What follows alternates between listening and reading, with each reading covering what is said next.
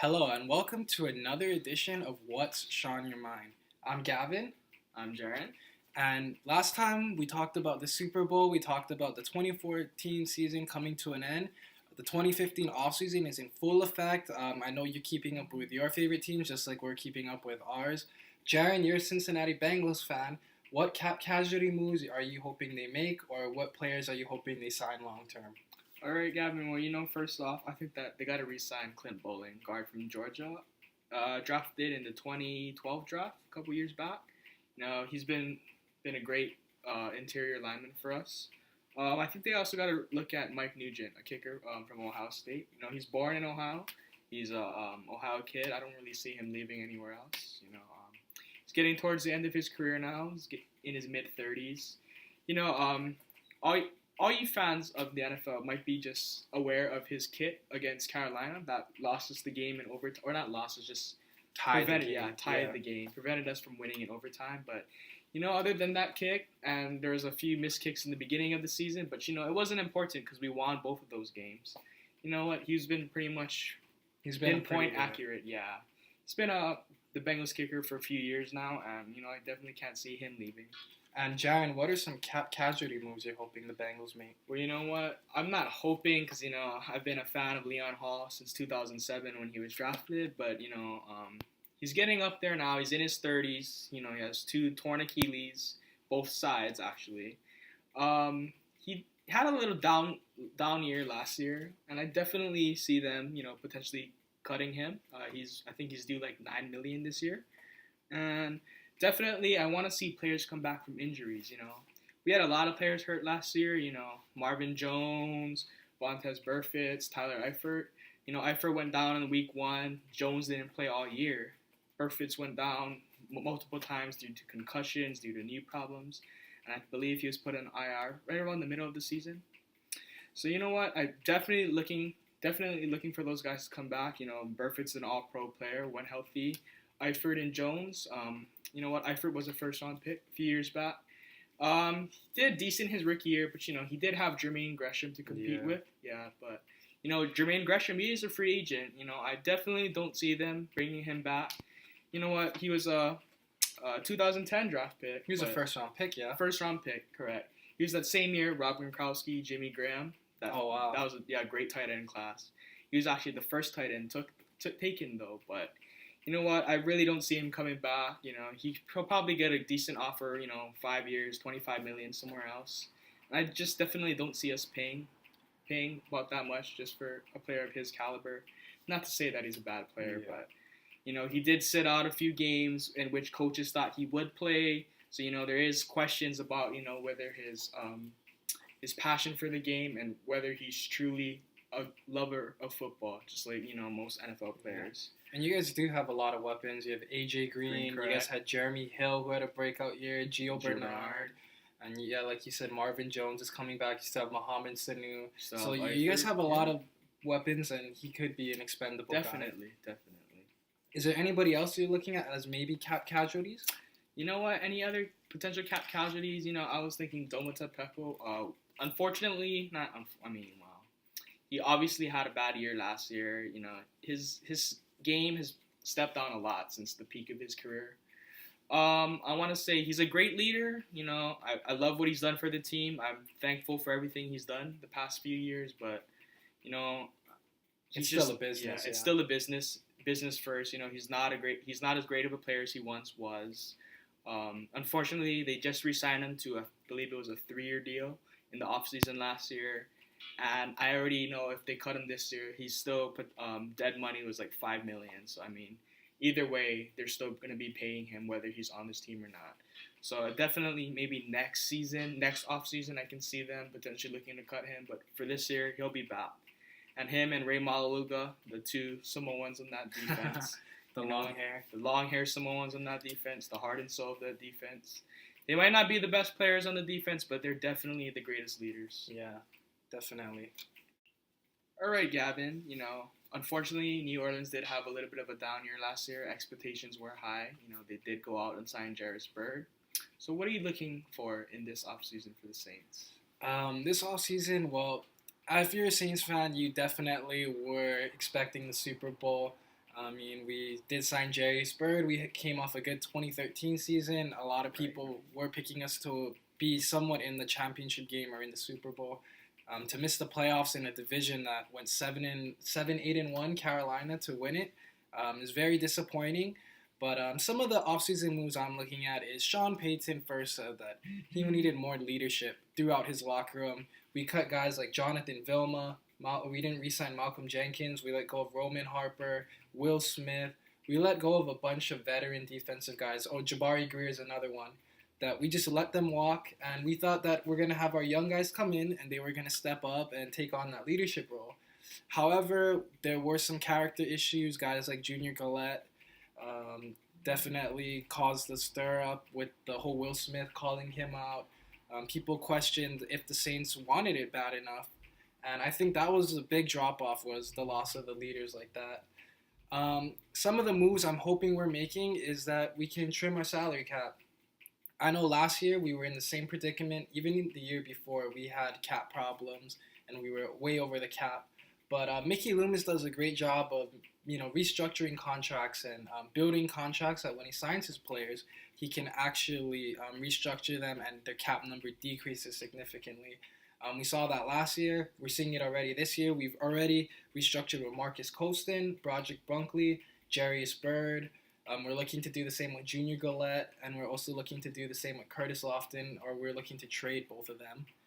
Another thing that, as a Saints fan, that really made me sad, and we lost another leader, was Pierre Thomas, the guy who has been there since 2007 as an undrafted free agent out of Illinois. He played a big part in the Saints winning the Super Bowl in 2009. He actually led the team in rushing that year, and he led them in rushing in the playoffs. Real sad to see the guy go. I know his famous, one of the biggest plays he made in the Super Bowl that he's most well known for is his screen pass from, I think, around 16 yards out to kind of give the Saints their first lead of the night after that huge onside kick recovery. Well, Jaron, free agency starts on March 10th. It's right around the corner. The Bengals do have a lot of cap room. Who are some guys that you're hoping they sign this offseason? Well, you know what, Gavin? Historically, Cincinnati has not been one of those big spenders in free agency. They're not going to go out signing Ndamukong Suh, even though they have the money for him. They're not going to go out on day one offer a 5-year max deal. That's just not how they run things in Cincinnati. You know, Mike Brown has always been one to develop his own players, and if they produce, he'll give them a contract. He'll extend them. He rewards his players. He's not one to go out and sign big guys.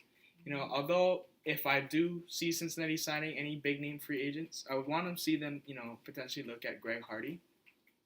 I know he didn't play at all last year. He's still in trouble with the NFL, even though he wasn't acquitted of charges. The case was dropped. The victim decided not to go further in the case. So he still has potential punishments from the NFL. He's on the exempt list right now. Although he's free to sign with any team he chooses, he's actually not allowed to work out or play with the team until he gets cleared from that exempt list first. I can definitely see them taking a look at him though. Just what he did in 2013. I can see him being like a Dwight Freeney type of player. He's only had two years under his belt, but Dwight Freeney on the Colts, back in 2007, and before that, he was just a dominant player on that defensive line. Consistently led the league in sacks. I can definitely see Greg Hardy being a player like that. Yeah, and actually too, Marvin Lewis is pretty well known for taking on troubled guys. We saw Vontaze Burfict, Pac-Man Jones, and a bunch of other guys too. Who else are you looking at the Bengals re-signing? You know what, Gavin? Like I said, that defensive line needs a lot of help, especially a big guy in the middle. I'm thinking of Terrence Pot Rose Knighton. He was the captain of that defense for Denver this past year. He's not one of those guys who's going to put up 10 sacks. He's not one of those guys that will be, recognized for a Pro Bowl. But, he is one of those guys that are just big, he's strong.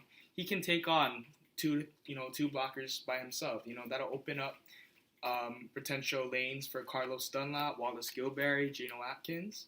He might not get the prettiest stats, but, he's definitely a workhorse, and I can definitely see Cincinnati signing him.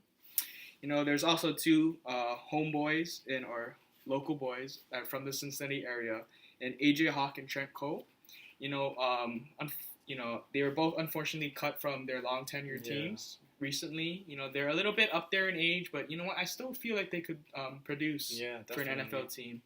They're in their beginning of their 30s. AJ Hawk had a little bit of a down year last year as well, the past few years. But, I think maybe a new system, this is a 4-3 defense we run over here, not a 3-4 as they run in Green Bay.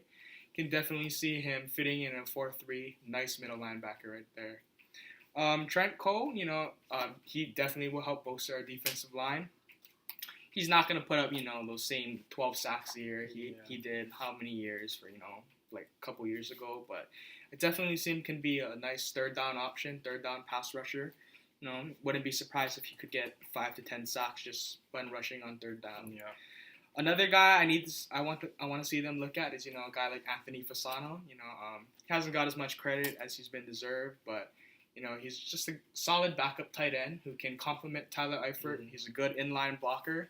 Can definitely see him or Cincinnati taking a look at him. Well, you know what, Gavin? We know New Orleans doesn't have the most cap room of any NFL team, but I can definitely see them, still taking a look at other guys as they have in the past. And who do you think those guys might be? That's a great question, or a great point, Jaron. We know New Orleans doesn't have a ton of cap room. We're not going to sign Ndamukong Suh just because we can't afford him. We're not going to sign Greg Hardy. We can't afford him. But some guys I am looking for us to sign is Brandon Graham, who is from the Eagles, an outside linebacker. Michigan. He was a first-round pick a couple of years ago, but he never lived up to expectations. He was actually playing behind Connor Barwin, Trent Cole, so he didn't have a lot of chances to shine. But he did show flashes, and I think playing in the Rob Ryan defense, he'll be a great addition to there. Another guy I'm hoping we sign is Chris Culliver, who, from the 49ers was a great cornerback.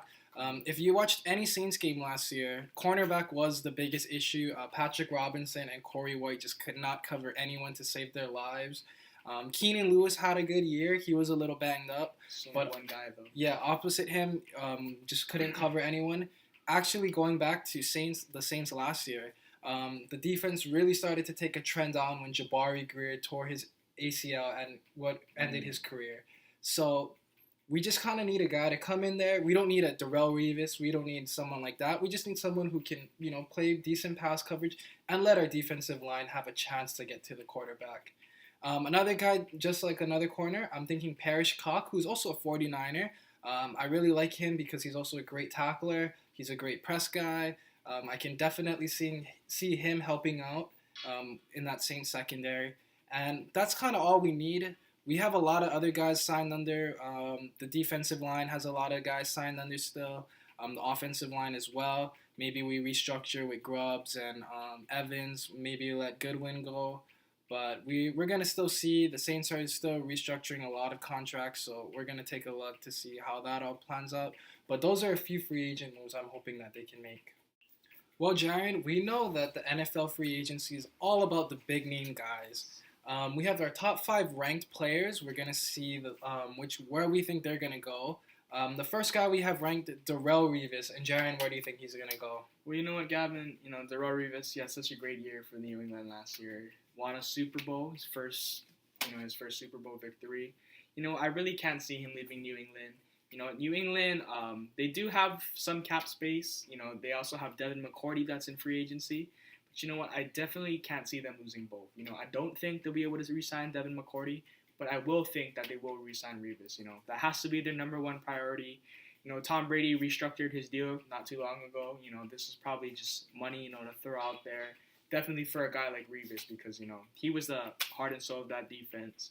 Basically, he would just play one island coverage right here and just blanketed that entire side. So I definitely think Darrelle Revis will end up back in New England. I don't think it'll be a 5-year deal because, he is in his 30s already. I definitely can see maybe a 3 or 4-year deal with maybe an average of $15 million a year. I definitely can see them looking for that. Well, Jaron, we know NFL free agency is all about the big name guys and where they're going to go. We have a top 5 list of where we think our top 5 ranked free agents are going to land. Jaron, our first one on the list is Darrelle Revis, and where do you think he's going to play? Well, you know what, Gavin? Darrelle Revis, he had such a great year for New England last year. Him and Devin McCourty, teamed up. They really had that secondary on lock. I definitely can't see him leaving New England. He had such a great year last year. You know, he won a Super Bowl. It's his first Super Bowl, and you know, I think he has like 6, maybe 7, 8 years under his belt. Mm-hmm. Definitely can't see him leaving New England. You know, although I don't think they will be able to re-sign Devin McCourty as well. I definitely think that they'll sign Darrelle Revis to a 3 or 4 year deal. So, you know, Gavin, I knew that, you know, Darrelle Revis, we don't look eye to eye on where they'll land. So where do you think that Darrelle Revis will land? I'm really thinking that Darrelle Revis lands in Philly. You just saw the LaShawn McCoy trade. You saw them cut Trent Cole. They're making a ton of room to make a lot of splashes. They need a lot of help in the secondary, and Darrelle Revis is the guy to go to. They have the money. They have the need. I see Darrelle Revis signing with them. Now, Jaron, going right into it, we have our number 2 ranked free agent, Ndamukong Suh. And where do you think he's going to end up? Well, you know what, Gavin? I think Ndamukong Suh is going to be making a little bit trip to the east. He's going to leave Detroit, and he's going to go to Philly as well. You know what? Ndamukong Suh, he's such a great interior player. You know, easily the number 1 interior defensive lineman. You know, he does have a reputation for being a little bit of a dirty player. You know, not being the greatest teammate, but you know what? You can't deny his love and passion for the game, and I definitely think a player of his caliber will help that Philadelphia front line a lot. Yeah, and I totally agree. I think Ndamukong Suh is going to Philadelphia also. Him and Darrelle Revis, they're going to make that defense the top contenders. And with that signing, it's going to be like the dream team from a couple of years ago, if you remember Philly fans, which I'm sure you do. But this time, I think they're going to be a lot better. Chip Kelly's running the show. If you have Revis and you have Ndamukong Suh. Can't forget Kiko Alonso in the middle. Yep, now. Kiko Alonso. You also have Malcolm Jenkins. You have Fletcher Cox. You have a lot of guys that are good on that defense. And I think that, you know, Philly is going to be a total contender with those 2 guys. Going into our next guy, Jaron, we have Randall Cobb. And Randall Cobb, a lot of people are iffy on him. They don't know if he's a product of Aaron Rodgers or if he really is a true good number 1 receiver. Where do you think Randall Cobb's going to end up, Jaron? Well, you know what, Gavin? You know, going back to him being a product of Aaron Rodgers' system, I really think he'll end up like Eric Decker. You know, I think he's going to sign in Oakland. Oakland has a lot of cap room. You know, they've already been linked to him before free agency has started. Eric Decker, it's not that he struggled in New York. He did battle a few injuries. You know, he didn't have the greatest quarterback play, obviously, but I definitely think Randall Cobb can be a number 1 option for Derek Carr for years to come. I don't think he'll put up the same numbers as he's did in Green Bay this past year, but I definitely think he can be a guy who can get you 1,000 yards. Definitely not as much touchdowns because, you know, a lot of those touchdowns did come in the beginning of the year. Yeah. But, you know, 1,000 yards, 8 touchdowns, 8 to 10 touchdowns a year. Definitely can see him doing that. So, you know what, Gavin? I think Randall Cobb's going to be in Oakland. Where do you think Randall Cobb might end up this year? This one's kind of out of left field, but I'm thinking he's going to the Miami Dolphins. I think he fits what they do down there. He's going to be a good pair to go with Jarvis Landry. Mike Wallace, they're not too sure what he's going to do. They've already cut Brian Hartline and Brandon Gibson, so they do have a need for wide receiver. I think Randall Cobb goes on to Miami. All right, Gavin. So, you know what? Our number 4 player on the list is DeMarco Murray. And you know what? I know we also don't see eye to eye on where do you think he'll end up, but I really think DeMarco Murray is going to end up in Dallas. You know, I really can't see him leaving Dallas. He had such a great year this past year. Dallas finally lived up to the expectations. You know, They made the playoffs. You know, although it didn't, you know, go the way they wanted it to. They didn't make a Super Bowl. You know what? They'll be back next year. Des Bryant's coming back for at least another year. DeMarco Murray, great numbers last year. And the only way I see him leaving Dallas is if they have a chance to get AP. But, you know, he still hasn't been cleared by the NFL to come back and play next year. Yeah. So there's that. You know, it's still iffy, but definitely don't think DeMarco Murray will leave Dallas. Yeah, and I think DeMarco Murray, great player, but he might be a product of the Cowboys offensive line. I'm thinking he goes to Oakland. He's going to go out there and, you know, help that team, help Derek Carr out. We already saw Maurice Jones-Drew. He retired. Great running back when he was in his prime in Jacksonville. Didn't do much in Oakland, and we all know Darren McFadden just can't stay healthy. They do have Latavius Murray, who came on strong on that Thursday night game against the Chiefs, but he's kind of a wild card. We don't know what's going to happen with him. Right? Yep, exactly. I think DeMarco Murray goes to Oakland. Okay, Gavin, our number 5 guy on this list, a guy who didn't play at all last year, Greg Hardy. You know, the 2013 season, you know, it just blossomed. Greg Hardy blossomed. You know, he was already a double-digit sack guy the year before, but in 2013, watched a few games of him, and I really just think he took over. As a Saints fan, watching that guy play is against him twice a year. Oh man, he just is he's something else. He's definitely one of the best pass rushers in the game, and he's gonna be a steal for someone if he's cleared to play from the NFL. Where do you think he's going, Jaron? You know what, Greg Hardy. There's a lot of teams that need defensive line help. You know, I would like to see him at Cincinnati, but you know, you can't guarantee anything. Cincinnati just doesn't go after big names in free agency. A team that I can see him going to though is Atlanta.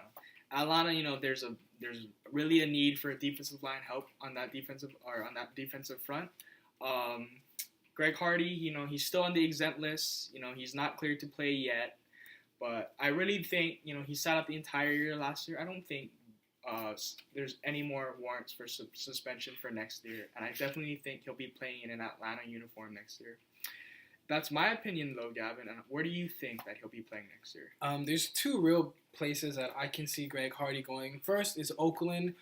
They have just so much cap room. They need that pass rushing help, someone to help Khalil Mack out and Justin Tuck on that defense.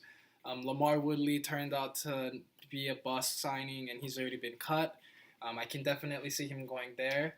The other team that I think is a sleeper for him is the Minnesota Vikings. And playing with Mike Zimmer, I think Greg Hardy could be a beast on that defense. He could be maybe a potential 20-plus sack kind of guy in Mike Zimmer's defense. Very good defensive-minded coach as well. And we're going to see where that goes. But those are 2 teams that maybe I think Greg Hardy will go to. All right, Gavin, so that was our top 5. So I think that'll wrap up this segment of What's on Your Mind. Anything else you would like to say? Leave your comments down below. You know, what else do you want us to talk about? We also can talk about NBA. Jaron, you're a Cavs fan. I'm a Celtics fan. Also Cavs fan before LeBron came back. Yeah. He was a Cavs fan when LeBron was there and when LeBron left. So he's actually a true Cavs fan. I've been a Celtics fan since KG got there. He was my favorite player growing up. Just stuck with them. Even though he's back in Minnesota now, I'm really hoping that guys like Marcus Smart and Avery Bradley, and I'm hoping that we can Isaiah Thomas, and I'm hoping we draft Willie Cauley-Stein from University of Kentucky. He is a definite rim protector that we need. Baseball too, Jaron. You're a Braves fan. I'm a Red Sox fan, and I like the Red Sox before they broke the curse of the Bambinos. So, you know, I've been there over 10 years as a Red Sox fan. We're not bandwagons. We hear the term all the time. Really hate it. Yep, exactly. And thank you guys for watching. Leave your comments below, like we said.